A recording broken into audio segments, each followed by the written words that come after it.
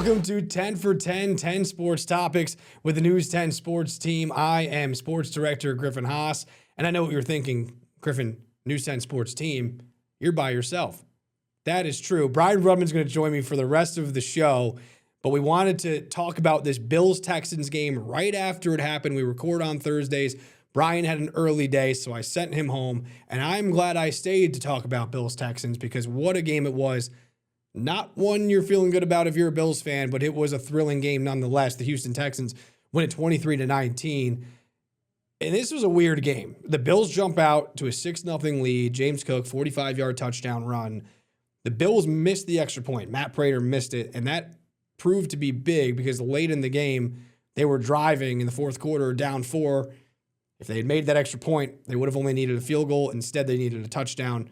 We'll get to that in a little bit. This game was 9-3 Buffalo with 4 minutes to go in the first half. It looked like there wasn't a lot happening in this game. It ended up being 20-16 Houston at halftime. That's right, 9-3 Buffalo to 20-16 Houston in about 4 minutes time. Now, Houston was driving. They scored with 3:47 to go. They score a touchdown. Josh Allen throws a pick on the very next play. Texans get a field goal out of that. Buffalo, Ray Davis takes the kick back for a touchdown to give Buffalo back the lead with about 1:45 left in the half. And it looked like Buffalo was going to go into the half with a 16-3 lead, or 16-13 lead, excuse me. And the Texans drive down again and get a touchdown before the break with Davis Mills, the backup, in for C.J. Stroud, still in concussion protocol, leading the way. And all of a sudden, the Texans have a 20-16 lead. Now, the Texans have, a top 5, top 3 defense. And that really showed in this game, particularly in the second half. The Bills scoring just 3 points in the fourth quarter. The Texans made it a 7-point game with a field goal in the third. And that gets to some decision-making by Sean McDermott. They get to the 20, so the Bills are down 7, 23-16. The Bills are down 7, driving the ball. It's about 5 minutes, 4th and 10 from Houston's 20, with about 5 minutes left. They elect to kick it to make it a 4-point game. Now, I understand the thinking, you kick it, and that way a touchdown wins the game if you can get a stop and score a touchdown. You still need to score a touchdown. And it's easy to second guess. I said it in real time. I don't understand kicking the field goal there. With the way the Texans were getting after the Bills needed to try every play that they could. They needed every opportunity they could to try to get the ball in the end zone. Instead, they kick a field goal. They go down 23-19. They get the stop they need. The Bills drive the ball down the field. They end up getting in a 4th and 27 situation, which with 51 seconds to go from their own 30. That game, that's over almost 10 times out of 10. So we'll just say 9 times out of 10 because this was the one. Josh Allen throws it to Josh Palmer, laterals to Shakir, and 44 yards later, the Bills have a first down. The Bills end up driving it down to the Houston 17, 4th and 1. They get a false start on Deion Dawkins. It gets pushed back to a 4th and 6, 24 seconds left. Josh Allen throws a pick. And listen, the game was over. And listen, Josh Allen wasn't great in this game. He wasn't good in this game. He was 24 of 34, not bad, 253 yards and 2 interceptions. No touchdowns. Not what you want from Josh Allen. But the offensive line did him no favors tonight. He was sacked 8 times in this game. And again, the Texans, they have a top 3 defense. Their defensive line is one of, if not the best in football. So there's nothing, that's a really good unit they're going up against. But Josh Allen was just getting hit after hit. He's writhing in pain, grabbing his wrist, which is going to be something to look at going forward. He was able to tough this one out, but he was clearly beat up. The Bills ran the ball well with James Cook. He had 17 carries at 116 yards. They kind of went away from that at times. And listen, these Thursday night games on the road are always tough. And the Texans, they're now 6-5. They're in a wild card spot. They needed this game. They are in the thick of a wild card chase. They needed this game, and they played hungry, and they came away with a win. And now if you're Buffalo, you fall to 7-4.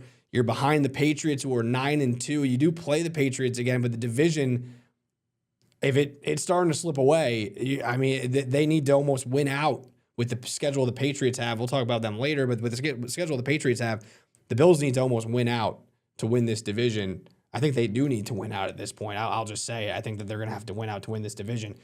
And again, some of the things that we've talked about with the Bills in the past kind of came up again. Shakir had 8 catches for 110 yards. Outside of him, Ty Johnson was their leading receiver out of the backfield. The weapons aren't necessarily there. They're just not. They don't have a lot of people to throw the ball to. And Josh Allen is out there running around in circles trying, to make something happen. And not only was he sacked 8 times, they lost 70 yards on those sacks. He was running backwards, trying to make something happen, and it just wasn't there. It was a wild game. It was an ugly game on both sides, a lot of penalties as well. But coming off of that game against the Buccaneers, where the Bills played so well, especially offensively, they scored 44 points, big win. This was a bit of a letdown. But again, it's Thursday night. These kind of games happen. Now they look towards Pittsburgh. They play Pittsburgh next week after sort of the mini bye. So they play them on the 30th. And they're now need to make sure that they get a wild card spot. They're safe. They're pretty safe if they play the way that they're capable of playing. But again, to be that Super Bowl AFC championship type of team, they're going to have to play better. You can't turn the ball over 3 times and give up 8 sacks. You just are not going to win that way. And that was the case on Thursday night. So that's the Bills wrap. Brian Rudman joins me the rest of the way on the other side of this break, starting with Jets, Giants, and Patriots.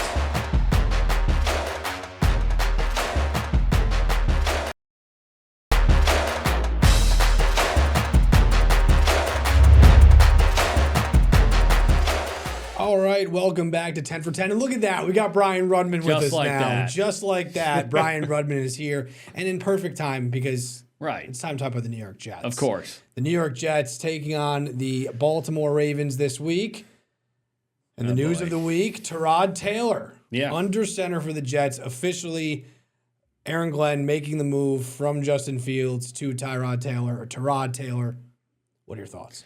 Yeah, I think it goes to show that, Justin Fields is clearly he's just not there. We've known this for a while, but I think it's at a certain point when you're a head coach in this league, you have to do things to put your team into a position to win. And while Taylor has not necessarily shown tremendous ability in his limited time this year, Justin Fields has just continually just let this offense down and just hasn't been there for this team and what they need him to be.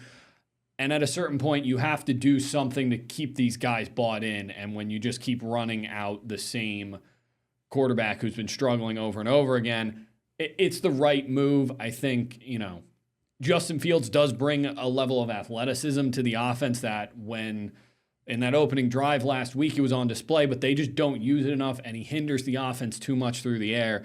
You got to give someone else a try. And while Tyrod Taylor hasn't, impressed tremendously in his limited time, I think, you have to make a switch, if only just to keep this locker room bought in. Yeah, and I think for me, and this is the nuanced way to look at it. So this is gonna be a very nuanced point. He stinks. So that is, I think, what this boils down to is Justin Fields is not very good. He's not good at all. He's a bad quarterback. I mean, they have ranked last in the league in passing. Now, I will say, to give Justin Fields a little bit of a break, he has not had a lot of help. They just got A.D. Mitchell, who's now playing for them on the outside. Garrett Wilson's been hurt. They don't have a lot of weapons. There aren't a lot of guys open. That being said, this is not like our first rodeo with Justin Fields. It is on the Jets, but I mean, this is a guy whose first season was in 2021. He's never been any good. He's never been any good as a passer. When you look at his last couple weeks, 15 for 26, 116 yards, a touchdown. 6 of 11 for 54 yards in a win, a touchdown and a pick. 21 of 32, 244 and a touchdown against a really bad Bengals defense. Yeah. Panthers 6 for 12 for 46 yards. Yeah, that was And then ugly. the Denver game 9 for 17, 45 yards. Yeah. Those are stat lines, especially those last two, that you just don't even see in today's NFL. No, you really don't. And you can't preach as a coach that the best players are going to play and all of that stuff, and we're doing what's right for the team, and continuously run out a guy who is just clearly not holding up his end of the deal. Yeah, absolutely. I think for the team as a whole this year, keeping, preaching that team mentality and holding your guys accountable, you have to make this move. But also, one of the things, the Jets are in search of those offensive weapons, and they're going to try with A.D. Mitchell or John Mechie. You got to give them a chance with a guy who's going to get them the ball. And I think that's also part of it, is you want to see what some of these other pieces to the offense can be. And you need to see what this offense can look like when you have a quarterback who can hit the 5-yard curl route, which we watched that game last Thursday night together, and it was just He's missing wide open throws. Yeah, because that's the thing. Like, they don't have a lot of weapons, but the times that they are open, he's just not making the throws.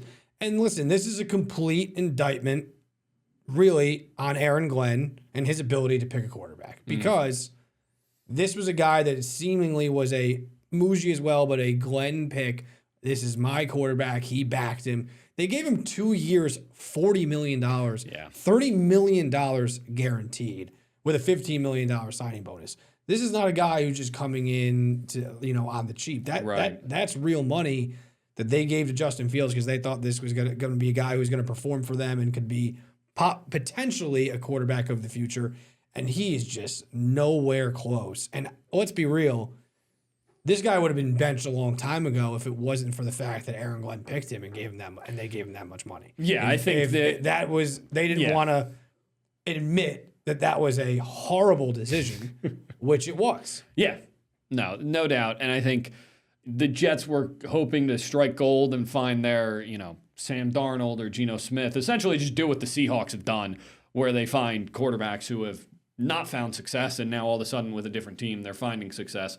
It just hasn't been that, and it's as simple as, he's just not making simple throws, which, unfortunately for Jets fans, we've seen that over and over again with young quarterbacks that they've brought in, and Justin Fields is no exception. Yeah, and you made the point, like, we're really in the evaluation phase right now with the Jets. Like, you're not trying to win games. I mean, you're trying to win games, right? Don't get me wrong, but you're 2-8. It's not like it's not like they're playing for much. Yeah.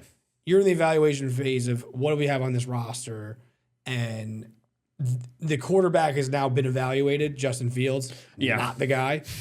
So get him out of there, get Taylor in there against his old team, and allow him. He's not going to light the world on fire, but he can run an offense. He's a veteran guy. He knows what he's doing. So I think now is a good time for that. Now we do have to get to the Aaron Glenn press conference moment of the week. Aaron Glenn, when asked, he announced that Tyrod was going to be the starter, and a media member asked him, "Why'd you make the decision?" And he said, "Quote, because I wanted to." Shout out Aaron Glenn. Nice talk, Aaron. Thank you for explaining your thought process. Thank you for that in-depth analysis. Because I wanted to. This is what we want from our NFL head coaches, is just... listen, you don't have to go into great detail, and I know you're probably trying to protect, you don't want to say, hey, Justin, just say, we thought a switch was needed. You don't have to do the because I wanted to and just stare blankly. Yeah. It's just... Come on. It's one of those things where it's getting frustrating, and it is frustrating for Jets fans, and I'm sure the Jets media members who cover them regularly. These are questions that, when we're at a press conference, we ask these questions, and they're things, even at lower levels, you ask questions like that. You don't expect to get necessarily the truth entirely, every single thought that crosses the coach's head. But there are things that you say to get across your point. And like you said, it's just as simple as, this team, we're not performing up to our level. We need we don't need Aaron Glenn to say Justin Fields can't complete a hitch pass. I can see that. Yes. We don't need him to throw him under the bus. You can just give coach speak. And again, It is one of those things where it's like in the media, you were like, oh, please don't give us coach speak. But then you're also like, when you do something like that, Yeah. coach Like, speak just is give better me than coach nothing. speak. Yeah. Like, Absolutely. just to be like, because I wanted to. And he did go deeper into how Justin Fields took it and said Justin Fields understood. Right. But like, to play, like, again, you're not saying anything crazy to be like Justin Fields wasn't good enough and we had to make a switch. So to do that whole tough guy routine, it's getting old quick. You're 2-8. I know you played for Bill Parcells. You are not Bill Parcells, not yet. It's just like loosen up a little bit. And then I see some people. I've seen this theory. Aaron Glenn just does this to take the heat on himself, so people aren't talking aren't making it's not directed at the players or this and that. It's like, I don't think that that's necessary. Like, people are also talking about the players. I don't think Aaron Glenn is doing this to be some sort of human shield for the criticism. I mean, if he is, it's not necessarily working. If he's trying to get criticism, he's really good at it. He is really good at it. He's successful at getting criticism. Yeah. I don't think he's shielding his players. This is New York. This is New York media. These are the Jets. There is enough complaining and enough criticism to go around. It just shows how much of a spin zone that fan bases will put on things, and I honestly applaud Jets fans for that one. There aren't a lot of Jets fans defending Aaron Glenn, but the people who are saying he's doing this to get the criticism on himself, bravo. That's an ultimate fan take, because he is one of the greatest of all time if the objective is to get criticism on yourself. Yeah. He's been doing a great job at that. The coaching thing hasn't worked out so far. Criticism, he's awesome at knocking it out of the park. He's awesome at getting criticized. He's one of the best coaches He's at getting great criticized. at earning criticism. He is fantastic at owning criticism. Now, I mean, we talked about, we don't have to go into the Bills or the Patriots-Jets game because we talked about that on last week's episode. But the Jets, to his credit, obviously we like to have fun with those press conference moments, but like, to his credit, they played hard. They played as well as they could, I think, for what the roster they now have after trading those guys on defense. Yeah. They had moments. They were in the game. Now we see, with a longer time to prepare, how they're going to look in Baltimore, because this is a Baltimore team that is now 5-5, and they're chasing down the Steelers, and they need every win they can get. They are favored by 13.5 points, which I think is rightfully so. But let's see how close the Jets can keep. I don't think that this game is going to be a close game in the sense of it's going to come down to a possession, but I think if you're asking me, if they can keep it within 13.5, I think they can, just because I do think Taylor brings some legitimacy to that offense as far as maybe not hurting themselves as much and just kind of steadily maintaining possessions. And I think the defense, while they lost, two key pieces, showed a little bit in that last game. And the Ravens, obviously everyone's waiting for the Ravens to switch it on. They have not looked overly impressive in doing it. I think they'll win their division and make the playoffs, but it's not like they're out here. I mean, they just kept it. There was a close game with the Browns. Yeah. Division rival. But. Yeah, I think for me, listen, I would obviously love a Jets win. I always do. I always want them to find a way to win. But I think what I'm really hoping out of this game, and I think it's fair, is that they look similar to what they did in New England in terms of you fight the full game, you run the ball effectively when the whole world knows you're trying to run the ball with Breece Hall. I would hope that Tyrod Taylor can kind of keep this offense on schedule a little bit more than we've seen in the past, and kind of I also want to see what Engstrang's offense can be when you have a quarterback who's hitting his throws and can kind of do something. Because that's another thing that Aaron Glenn, at least, and Muji should be evaluating, is if these are the right coordinators going forward. I think it's clear that Aaron Glenn is going to be the head coach next year. Yeah. You also got to evaluate the coaching staff, and part of that on the offensive end is, can this offense work when you're not shooting yourself in the foot over and over again like they have been? And he's got the Jets offensive coordinator might be one of the toughest jobs in football right now, because there's not a whole lot to coordinate. There's really not a lot there. Now I thought their first drive was great last week. I think they've been really good in their set plays, their scripted plays in the beginning of games. Then they get through those, and it's like, all right, what else you got? When they don't, and there's not a whole lot of talent on it. When they don't commit penalties, their script has been decent. They haven't been able to adjust to what the defense has done. that well. And listen, part of that is that they have no passing game. So it's once you kind of exhaust the creative options and what you were kind of planning to do, it does limit what the offense can do. I think one thing that I'm looking for, again, which I was happy with last week, is this young offensive line. I think the offensive line is one of the few units on this team that probably won't be addressed too much in the offseason. These are a lot of pieces who are going to be back next year. So I think when the whole world knows you're going to run the football, or at least going to try to, can they move the line of scrimmage? Last week, they did a decent job of it throughout the game.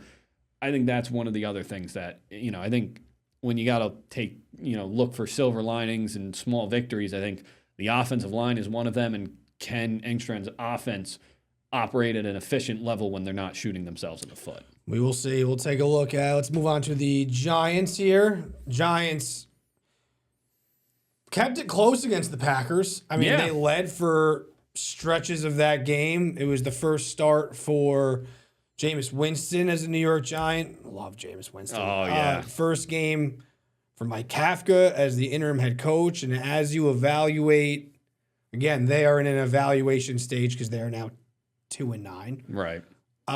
As you evaluate them going forward, I thought that this game was as good of a debut against a good Packers team as you could have really asked for both Kafka. I mean, Winston threw the pick at the end. Yeah. They lose 27-20. Winston throws the pick at the end where it seems like Jalen Hyatt was running a corner route and stopped his route, so it might be more on Jalen Hyatt than it is on Jameis Winston, although Jameis Winston has to wear it. But, I mean, this was a game where the Giants took the lead. They tied it by halftime. They were up 20-19 after a Jameis, QB sneak with 8 minutes to go. And the Packers come back and win it in the end. But, again, if you're looking at what Kafka did here and you're evaluating whether he could be a candidate for the head coaching position, not exactly like, give him the job, but I think that they didn't quit. They didn't quit. They played hard, and I thought it was a decent effort for the Giants. Yeah, I think so, and I think the positives that you take are some that we were hoping to see from the Giants, right? This team fights the whole game, and there was an energy with it, right? Kafka comes in, he takes over, he makes the switch to Winston. There was an energy with this team that hasn't been there the last couple of weeks, really since Scadaboo went down, and I think without your young quarterback, to see this team fight the whole time and give a good Green Bay Packers team a good fight and be in it and leading in the fourth quarter, I think there are good signs. Like you said, no one's saying, all right, Kafka's definitely the guy right now, but I also think if you put performances like this throughout the rest of the season and you find a way to win a couple, you certainly throw your hat into the ring with a fair shot. Yeah, I also think when you look at was the offensive coordinator and assistant head coach. When you look at what the offense did, 20 points is not overly impressive. But if you want to talk about not a lot to coordinate and not a lot of offensive weapons, the Giants have no offensive weapons right now. I mean, Neighbors hurt. We're looking at Isaiah Hodgins, Tyrone Tracy out of the backfield, Theo Johnson tight end, Wan'Dale Robinson, Jalen Hyatt, Devin Singletary, and Daniel Bellinger as guys who were targeted in this game. Yeah. But they ran the ball pretty well. I mean, 142 yards on 38 carries, only 3.7 per, but they committed to the run game and at least kept the ball moving and maintained some possession. So I think they managed the game pretty well for the talent that they had. And all in all, it's a game that you look at and you're like, all right, we were in it. And right now, you never want your team to lose, but you get in the draft pick race, you get a little better positioning, then you stay in the game. Now, they have some Jets-like things happening off the field as well this week, with one of them being Abdul Carter. Apparently, there was a report he fell asleep in a meeting, and then he was adamant that he did not fall asleep in the meeting. Now, I do think he acknowledged that he missed the meeting, but he was rehabbing or doing something, working on some sort of physical thing with the trainers. He should have known that the meeting was that time. It was a mix-up. He took accountability for that, but he says he did not fall asleep. I don't really know what to believe there. You can believe whatever you want. Doesn't sound great to have that kind of distraction, especially first week that, Mike Kafka's the head coach. I think he handled it well and Right. expressed his belief in the player, but also that, it's not acceptable to miss those kind of meetings. The other one was Scadaboo. Yeah. Cam Scadaboo at WWE Raw or at Madison Square Garden. And this is a guy who was out for the season with an ankle injury and got into a shoving match with multiple WWE wrestlers. Scripted, I'll add. Scripted. Scripted. Wrestling's not real. Sorry. Spoiler. So they got into a little bit of shoving match. People were making a big deal that, yes, if he ended up hurting his ankle worse, that could be a problem. In my opinion, it's not the best look, but at the same time, he said forgive me for trying to keep some good spirits and do something while I'm dealing with something that's very traumatic and terrible to be out for the season. My other thing is if he was rehabbing and had a chance to play this week, and it was oh man, instead of rehabbing, he's out at WWE, and what if he hurts himself worse? This guy's out for the season. There's not really a lot at risk. Yes, you want to take care of yourself, but I don't think these WWE guys were gonna start grabbing his ankle and twisting it. Right. I think part of it is that you never know when you start doing this stuff. Someone gets shoved the wrong way, but I really don't have much of a problem with it. I think I would agree that if he was supposed to be playing, or if there was a chance he could play this week, then maybe. I really don't. You can't blame the guy for trying to have some fun. Yeah. I mean, he's out for the year. What do you want from him? To just sit on his couch and, do nothing? I think it's one of those things where event. I am as big of a sports person as there is. It's what I do for fun. It's my job. Right, yeah. It's our job. I love sports, but sports fans sometimes have to remember that they are sports. It's not Right. all of They're that. humans. The guy It's went serious. home from We work. treat it seriously, but it's Right. okay, we don't really need to be freaking out that Cam Scadaboo is lightly being shoved by Mysterio or whatever his name is. I just don't.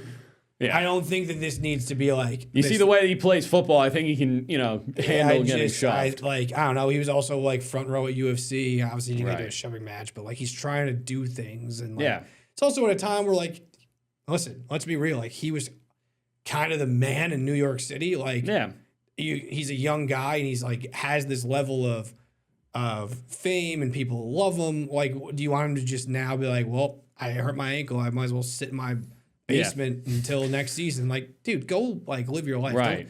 Don't get into trouble, don't whatever, but there's nothing wrong with going out and having some fun at a wrestling match. Yeah, absolutely. I mean, at the end of the day, he I'm assuming he did his rehab that day and he went home and now he goes to this event. No, he didn't, Brian, because he went to WWE. He's done with work for the day. Let him do what he wants. He's actually going to miss 2 seasons now. Oh, okay. Because he got shoved. Disclaimer, joke, not a report. They play the Lions this week in Detroit. Yeah, that's tough. Coming off a loss against the Eagles. Yeah. I don't think that's going to be pretty. No, the Lions didn't look good on Sunday night. The offense in particular didn't look great. I think Dan Campbell's going to have his guys fired up and ready The to go. spread opened at 11.5. It's now 10, so it is actually going towards the Giants, but I just... 10's still a double-digit loss. In Detroit, I think they're good at home. I can't see that going very well for the New York Football Giants. We move on. We go to the Patriots. The Patriots hosting, again, we already talked about their game last week with the Jets. We had that right on 10 for 10 right afterwards. They are visiting the Cincinnati Bengals. And things are going all Patriots because they've won, 8 in a row now. And now they go to the Bengals, and the Bengals don't have their best player. No, they don't. Because he spit on Jalen Ramsey. Jamar Chase spit in the face or in the direction of the face of Jalen Ramsey on the Pittsburgh Steelers, which got him a punch in the face, which, by the way, someone spits on you, it's probably going to go down. Yeah. Punching somebody in the face who has a helmet on. Yeah, not very smart. Never the best strategy. No. I never really understood it. Probably hurts your hand worse than his head. But anyway, I digress. So he is now suspended because they set that precedent with Jalen Carter earlier in the year. If you remember, he spit on a guy on the Cowboys and he was suspended for a game. Don't think the league wants to be suspending Jamar Chase, but the precedent's been set. You're suspended. So the Patriots who, normally Christian Gonzalez will be on Jamar Chase. Now you get to focus on T. Higgins. Right. And that dangerous Bengals offense, their defense is terrible. Right. So Drake May should have a field day. Their offense is very good, but Jamar Chase is a big piece of that. So that, I think, really even further kind of opens things up for the Patriots here. Yeah, I mean, I think now you can let Christian Gonzalez go try and lock T. Higgins up, and you can even give him a little bit of safety help to one side wherever T. Higgins is on the field. As opposed to if Jamar Chase is out there, everyone's kind of got to handle their business, and you can't divert too much focus on either guy because the other will beat you. I think this is a huge break for the Patriots. I think it's a game that we expect them to win, even if Jamar Chase is in the game, but that's one game-wrecking player that won't be there for the Bengals. Now, on the non-break side, Joe Burrow was we're taping this on Thursday. Joe Burrow, full participant for the second straight day. Apparently, there's not word yet, according to this ESPN report, about whether Joe Burrow is going to play against the Patriots. But T. Higgins was, when asked about it, was giving him some side-eyed stare with a smirk. I don't know what that means. So Burrow could play. Maybe. I will say, this is going to sound crazy, I think Burrow is a top 10 quarterback in the NFL. But their offense hasn't been their problem. Like Joe Flacco has actually been fantastic for them. Yeah. So if he comes back and plays fantastic, that's kind of what their offense has already been doing. Right. So I think it's really just about, okay, that hurts. But again, Burrow will also not have Chase. Yeah. And you'd rather play Flacco than Burrow. But it's really about that Bengals defense is terrible. And Drake May, as we have seen, is very, very good at football. And I think he's going to have a field day against that defense. Yeah, absolutely. I think I view this game very similarly, whether Joe Burrow or Joe Flacco's playing. I think obviously Joe Burrow I know it seems can crazy probably to move. say, but He probably moves like, around. He moves around the pocket better than Flacco does, but I don't really think. No, he's hurt all the time though. How's his toe? Turf toe. This is true. So, but yeah, I just think the Bengals defense is so flawed. I mean, they should do exactly what they did to the Jets, if not more, on Sunday. The Patriots on a long week of prep. They played last Thursday night. They should be well rested. There is no reason the Patriots should not win this game. yeah, Trey Hendrickson's doubtful also for this game. The Bengals defensive end, who is a fantastic player. So he's their best defender. So that I mean, the highlight makes of that their defense even worse. So, and the Patriots have gotten Trevion Henderson going a little bit. I mean, just to give an idea, again, I like to give the spreads just to give an idea of what is expected of this game. The Patriots are 6-point favorites on the road, which is pretty rare to. Yeah, not completely rare, but it's that is an endorsement it's of telling. what the Patriots are doing. It's telling. So I just think that Drake. It's going to be a game where I think there could be a lot of points. Yeah, maybe on both sides, even if the Bengals offense, because again, even without Chase, they're talented. Yeah, but man. Drake May against that. I have Drake May in one of my fantasy leagues. Oh, it's going to be very excited for the matchup with the Bengals defense. Yeah. No one cares about my fantasy team, so we're going to take a quick break. When we come back, we're talking baseball.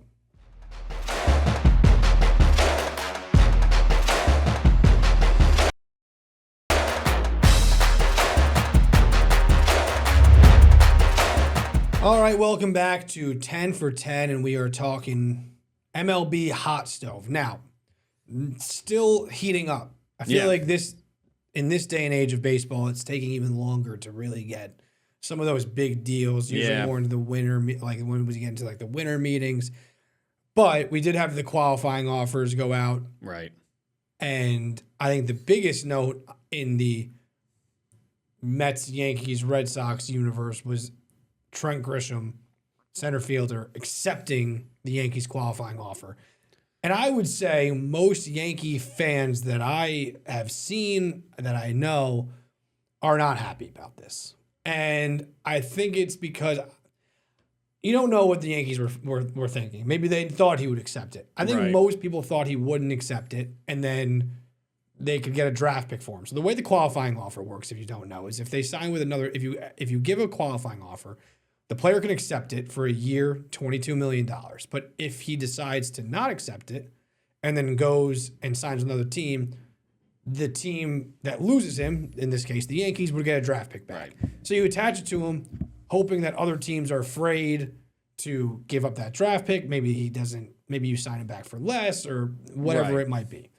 He accepted it. So he's saying $22 million. Yes, sir. Sign me up. Sign me up. And now you're like, why? Well, why is that not a good thing? Obviously, like Trent Grisham, listen, he hit 235, which is not great, but he did have 34 home runs, an 811 OPS. It was a career year for Trent Grisham. But that's the thing. He's a career year for Trent Grisham. This is an outlier of a season. Yeah. And I think if you are a Yankee fan, the worry becomes, is he going to be able to repeat that or come close? You know you're going to get good defense in center field, so that's a plus. Yeah. And also, Hal Steinbrenner has said that he wants to be around the 300 million mark. Well, this 22 million is a big chunk towards that. Yeah. So like they don't have a ton more to spend, and they have holes they want to fill. I don't know if Trent Grisham was the best use of that $22 million. Yeah, I mean, that's a significant investment. And I think for Trent Grisham, for him, why not? You take a year for $22 million coming off, one of your best season. I think when you look at the Yankee roster, you're not going to, from last year, you don't complain about anything that happened in the outfield, really. I think, Judge, Grisham, and Bellinger were great. I think if you ran it back next year, that's a pretty solid outfield. And Grisham was huge for this Yankees team. I just think there are a lot of other holes on this roster, and I think if you can't find ways to improve the bullpen and improve some of the bats in the infield and the defense in the infield at certain points, I think then you're going to go back and say, we may have had other options in the outfield. It looks like from looking at Baseball Reference, they're at like $206 million in payroll right now. Yeah. And that does not include Trent Grisham. So if you add Trent Grisham to that, and it's $220 million, now you have $80 million to get to 300. Yeah. They want to bring Bellinger back. Right. He was huge. That's going to be $20, $30 million a year, most likely. I don't know exactly, what that looks like. But that $20 million is a lot of what they're going to be able to invest in their team. And again, you're relying on a guy to repeat a performance that he's never had. And it's not just that he's never performed. I mean, that's a career year. But looking at his numbers, last year, the year before, 2024, he hit 190 in 76 games with the Yankees. Yeah. Hitting 9 homers. In San Diego, the year before that, in 153 games, he hit 198. He hit under 200 3 years in a row. Yeah, last year was the only year he hit. That's bad. If you're looking for power, too, last year was the only year in his career he's hit over 20 home runs. Like, this is not a guy who's done it consistently. I think the one thing that, from the Yankees' perspective, he brings good defense, which is something this team needs. This team needs solid defense in center field because we've seen it can be a real issue for this team. But if they can't bring Bellinger back because of it, because they have to rein in what they want to spend on him, or they can't address the bullpen as much as they could have because you're spending $22 million on Trent Grisham, then I think how this qualifying offer is viewed in May depends a lot on how the rest of the offseason goes and what you're able to do with the money you have left. And maybe they spend 320 and say, all right, we'll go a little higher and adjust. And that's the hard thing about off seasons. For instance, it's like people are talking about if the Mets lose Pete Alonso, is that a failure? Well, it depends on what else they do. If they do other things, it might hurt emotionally, but the moment it happens, it might look like a loss, but what do you do with the rest of the money? How do you reinvest it? So you have to kind of wait. We're doing this as we go along, and then you come back at the end and say, maybe I was wrong about that. They did this, whatever. Looking at Bellinger, an expected projection of what he's going to make, which we don't know if this is true, is 6 years, 165 to 185, which sounds about right. On the low end, that's $27.5 million a year. So that's anywhere from probably 27 to 32. I'm not a math major, never professed to be. But that then puts you at closer to 250. Right. Now you have 50 to fill a lot of other holes. That looks like, is Volpe coming back to play shortstop? Woof.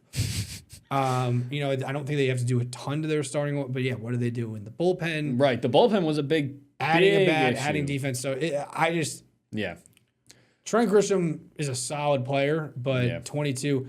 I think you're seeing players too, and this is a deeper discussion, but this year's guaranteed. The 2027 is not guaranteed. There could be a lockout in 2027. Right. Yeah. And I think that you're going to see players who are maybe saying, I'll take the qualifying offer, or I'll take more money up front. Yeah. Because I want to make sure I'm making a lot of money this year because that contract's guaranteed. Yeah. 2027 is not. So yeah, because we're looking at a lockout. We're looking at a new CBA, a potential lockout. We're looking at a new CBA at some point. So there could be even more money for these guys or less money.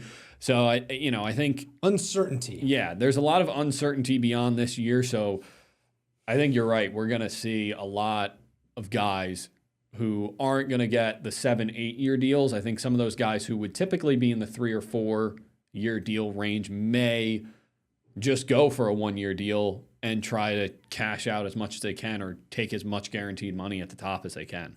All right, we're going to take a quick break, but when we come back, we're talking Albany Cup, one of the great rivalries in Capital Region sports on both the women's side and the men's side.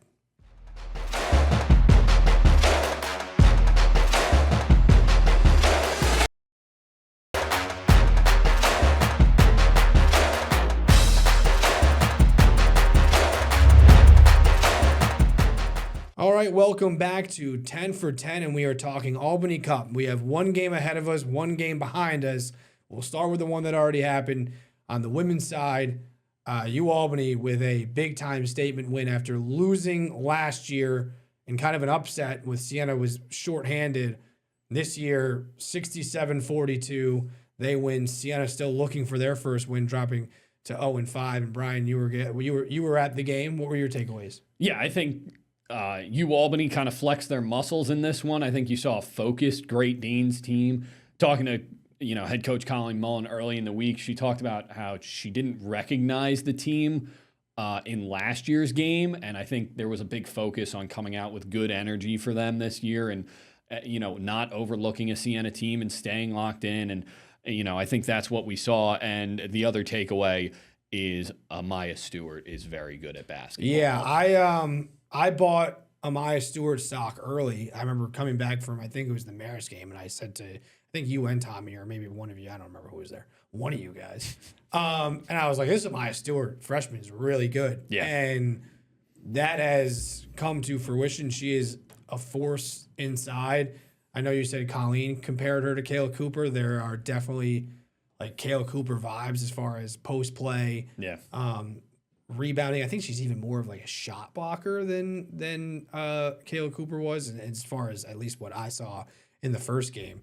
But I think we're starting to learn a lot about Albany and the way that it looks, and I think that Siena is still learning about themselves, which I think is fair given the fact that there's a ton of new players on that team. Yeah. They just got Valencia Fontenelle-Posson back, who is one of their veterans who's still on the team, but she hasn't played. Like, she just got back from injury. She was only at 15 minutes last night. Yeah, and she missed 2 years basically of time. So good to see her back on the court, but they're still figuring it out.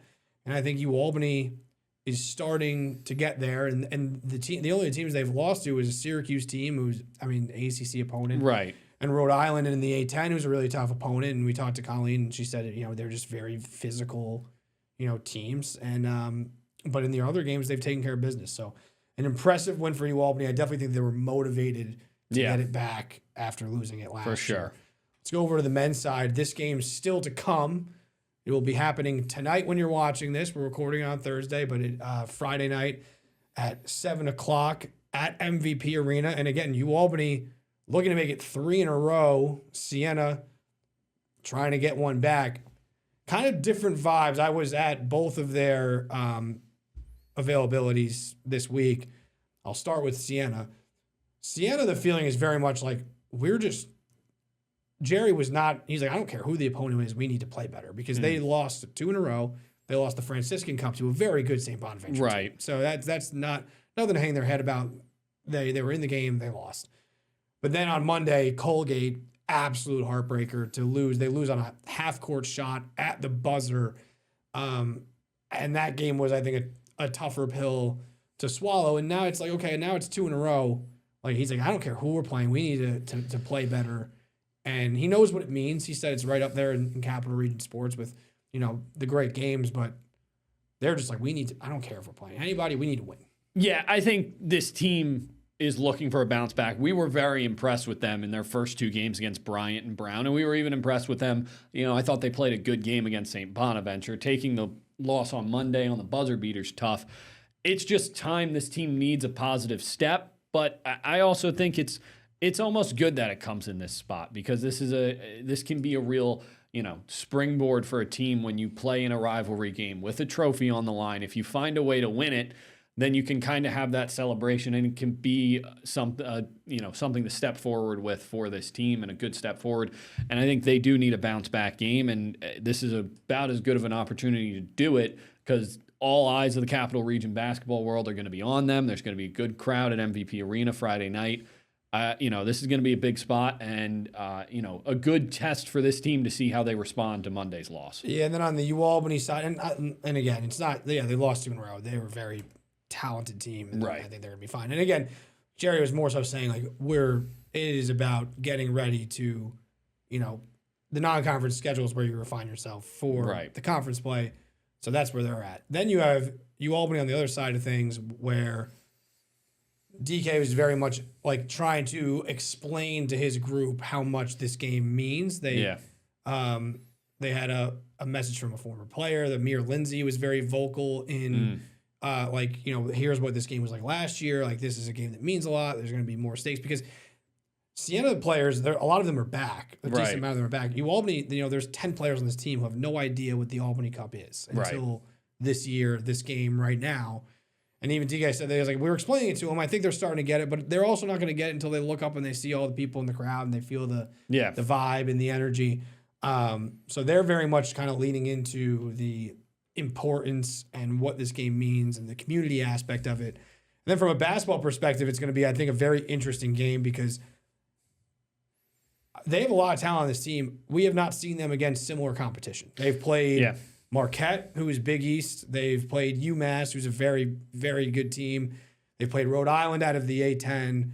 And then those are their 3 losses, and their 2 wins are at home against non-Division I teams, and they were blowouts. So, this is a game where we're going to see them against similar competition, similar level of competition, and we'll see kind of how they stack up. Yeah, this is going to be a good measuring stick for this team, right? I think we've seen them look really good against the teams they're supposed to look really good against, but they've had some tough tests on the road. So, what does it look like in front of, a big crowd against a team of a similar nature? Do we see this offense kind of flow the way they want to, or does the experience of Siena playing together, does that kind of, take care of business? We'll see. It's a good test for UAlbany for sure. All right, we got to take a quick break, but when we come back, Siena soccer and Union football.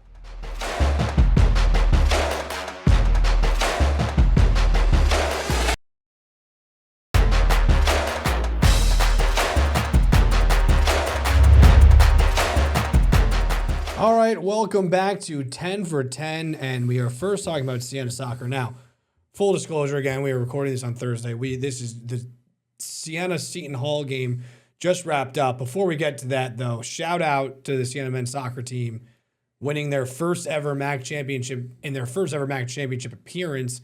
They beat Sacred Heart 2-1 on the road, the top seed. So big shout out to them. They go to the NCAA first round. They get Seton Hall, and they gave them all they could handle. Yeah. It was 1-1 through 2 overtimes. It goes to penalty kicks, and Seton Hall swept them on penalty kicks there. But a fantastic season for the Siena men's soccer team. Yeah, a great run. That semifinal win in overtime, that was electric. Yeah, that was really cool to see. Winning, and a valiant effort in the NCAA tournament game. I mean, Bennett Glinder, the goalie, had 5 saves to keep him in it. Seton Hall was keeping the pressure on, but credit to Siena. They battled, and this was really a phenomenal season for the Saints. Yeah, it feels like these are the types of moments, steps forward you need to make as a program to kind of build this sustained success that they're looking for. So shout out to the Siena men's soccer team. We're going to move on to Union football. And speaking of big wins, what a big win they had over RPI, 28-21. That game they got out to a big lead. RPI came back into it.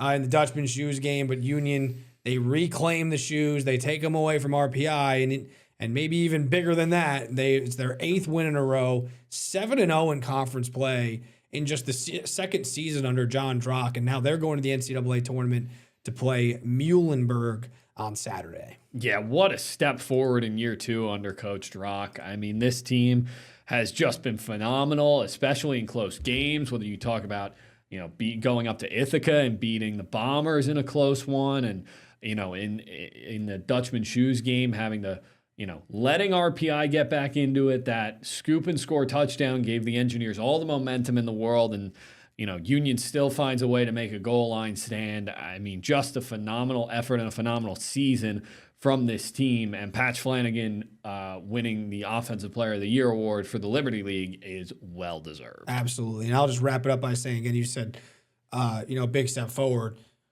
Last year in the first year, it's always tough as your first year as a head coach. Right. They went 3-7. They were 0-6 on the road, 2-4 in conference play. And then you look at this year, 8-2 overall, 7-0 in conference play. I mean, they didn't lose a game at home. They protected their home field. So just a tremendous step forward for Union. We'll be covering them along the way as they head to the NCAA tournament. But we're going to take a quick break. When we come back, we're talking high school football.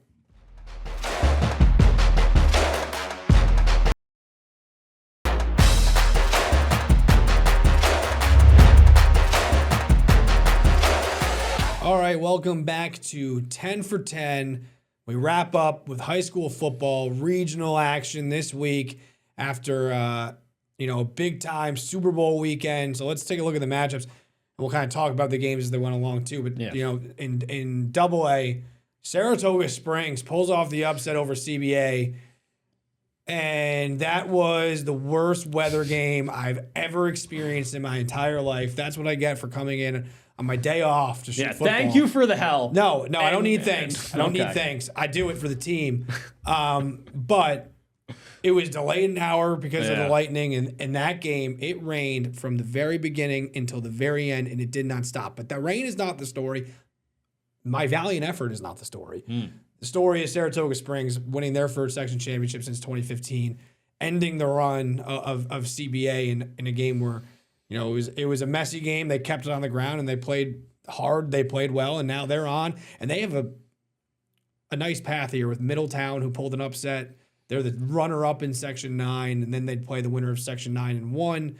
So they wouldn't have to see CBA Syracuse potentially until the state final there. Yeah, I mean, Saratoga's getting a good draw when it comes to they're getting the at-large in Section 9. It also helps that Middletown, a good team, no doubt, but pulled an upset in the semifinal over a ranked Newburgh Free Academy team to get there. So Saratoga probably getting a team that we didn't expect to be in this spot, and playing locally at Colony High School. They should have a decent crowd there. And I mean, listen, if this team runs the ball like they've been doing, they're going to be in a lot of games, and they're going to be competitive in a lot of games, and they're going to win a lot of games. And Ben Corrier is one heck of a running back. All right, we're just going to fire through the next couple, but we got Niskayuna.